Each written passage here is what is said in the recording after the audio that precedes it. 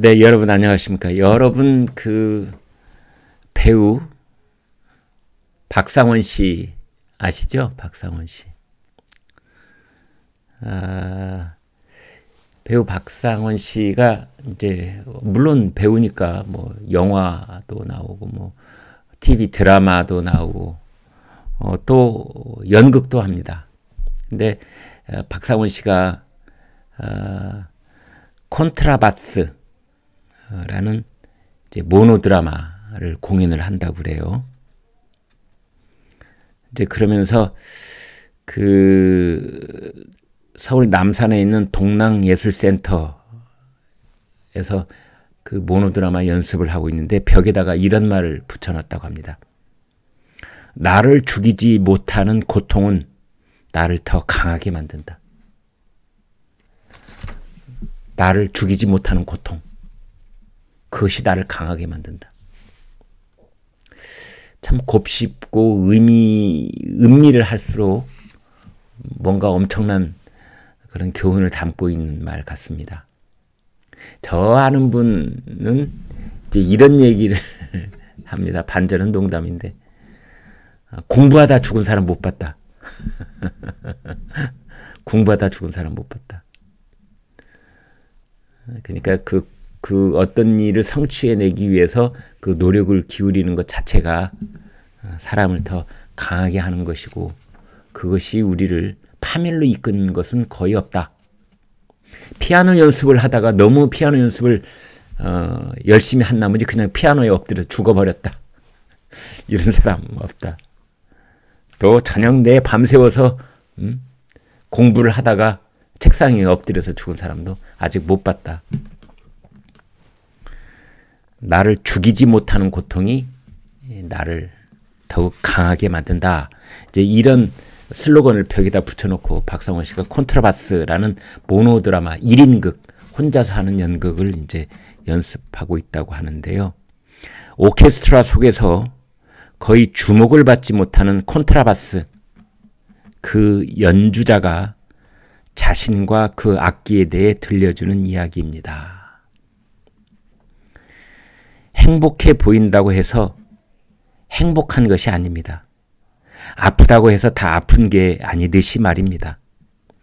저는 언제 위기가 닥칠지 모른다는 반려감정을 품고 살았습니다. 이런 말도 참 와닿는 말이죠.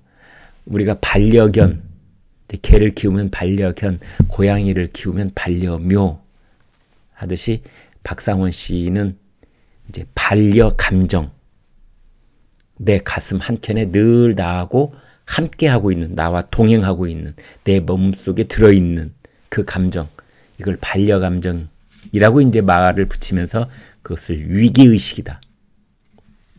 그렇게 얘기를 했습니다. 그리고 이제 콘트라바스라는 연극에 대해서 관객이 도대체 거기서 뭘 느낄 수 있을까? 이제 이런 대답을 합니다. 주인공은 구석자리에서 같은 일을 반복하는 연주자입니다. 사실 우리도 그렇게 살지 않습니까? 콘트라베이스는 도드라지게 아름다운 선율을 내지는 않지만 인간의 밑바닥에 있는 음을 들려줍니다. 이 연극을 보면 세상이 주목하진 않아도 내가 소중한 일을 하고 있구나 하는 생각을 하게 될 겁니다. 네, 맞습니다. 바이올린처럼 현란한 기교에 의해서 그 관현악단의 그 가장 중요한 음을 내는 이제 그런 역할을 하기도 하지만 저 구석자리에 있는 듯 없는 듯 그 묵직한 저음으로 그 어떤 기본과 바탕을 형성해 주는 그 인생의 밑바닥에서부터 우러나오는 그 음률, 찬찬히 귀를 기울이고 있지 않으면은 때로는 들리지 않는, 있는지 없는지도 모르게 되는, 그러나 없으면 인생이 성립되지 않는 이제 그런 얘기를 하는 것 같습니다. 1인극은 이제 연극 처음부터 끝까지 혼자 하는 것이기 때문에 참 배우에게는 의미도 있지만 너무너무 힘이 들거든요. 외롭기도 하고요. 박상원 씨는 이렇게 말합니다. 지독한 고독이 주는 카타르시스가 있습니다. 제 대본에는 연극 투쟁이라고 적어 놓았지요. 식사를 하든 목욕을 하든 어떻게 하면 관객의 가슴을 쿵 칠 수 있을까만 생각합니다. 양질의 고통입니다. 어떻게 하면 관객들의 가슴을 쿵 칠 수 있을까? 이제 그 고통을, 그 위기의식을 늘 가슴에 품고 있다. 그 위기의식, 그 고통이 나를, 배우로서의 나를 강하게 만들 것이다.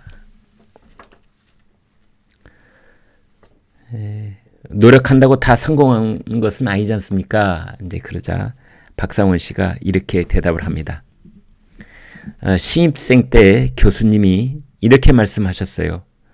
너희가 지금 여기에 80명이 있는데 10년 뒤에 이 중에 3명만이 이 연기를 하고 있다면 너희들은 성공한 기수라고 말할 수 있을 것이다.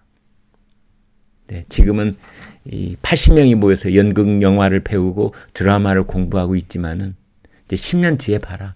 여기 80명 중에 77명은 다른 일 하고 있을 것이다. 사업을 하고 있다든지, 이 직장의 회사원이 됐다든지. 나는 이 중에 3명만 10년 뒤에도 배우로서 연기를 하고 있다면 너희들은 성공한 그룹이라고 나는 그렇게 말할 수 있을 것 같아. 라고 교수님이 말씀을 하셨답니다.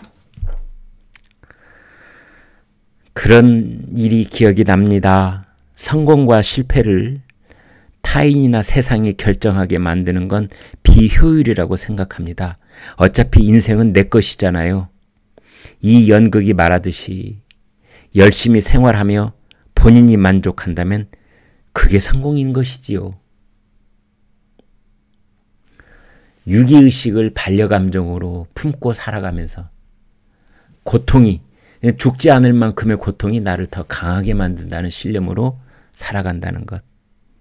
그런 생활에 만족하면 그것이 곧 성공 아니겠는가?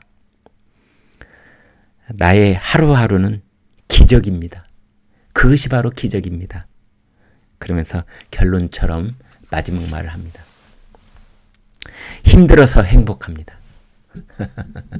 힘들어서 행복하다고 말을 했습니다. 조선일보 문화부의 박돈규 차장 기자가 이제 쓴 기사를 제가 여러분께 소개해 드렸는데요. 여러분은 어떠십니까? 하루하루가 요즘 어떻게 흘러가고 있는지요?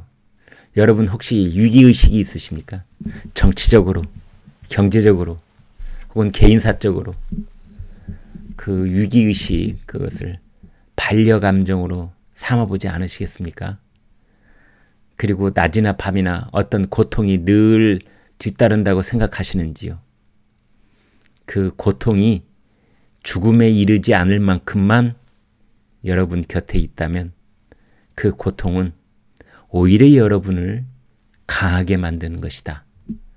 라고 배우 박상원 씨는 말하고 있으며, 이제 그런 삶이 영위되는 것이 곧 하루하루가 기적이라고 볼 수 있는 거고, 그래서 아이고 힘들어 죽겠다, 우리 이런 말 하죠. 그래요. 자기 입에서 자기도 모르게 아이고 힘들어, 아이고 힘들어.